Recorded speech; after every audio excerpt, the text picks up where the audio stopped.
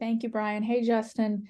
The saying goes in professional sports, you have to lose a championship before you can win one. So, looking back to last year and how that countdown played out, do you feel like that was the case for you and your team? That last year was a what could have been, but that will be a lesson to take into this year?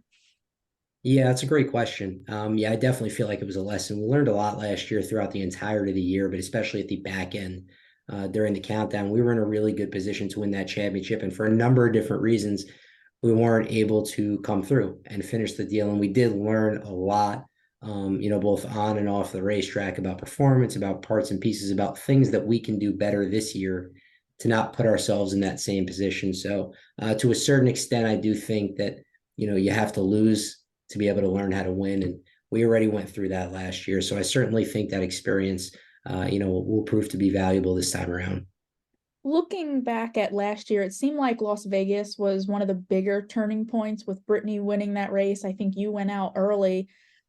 Is that a race where it is easy to flip, or can that happen at any point in the countdown at any racetrack?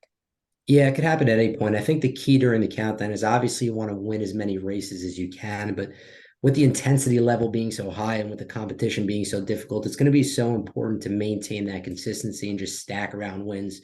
You spoke about in Vegas having a round one exit, and those will kill you, especially during the countdown, especially with points and a half at Pomona. So it's going to be about stacking round wins. And during this 6 race period of time, anything could happen at any race. You'll see wins, you'll see first round losses. So yeah, I think it's not necessarily Vegas that's a turning point, but you could see a turning point happen at any point over this final stretch.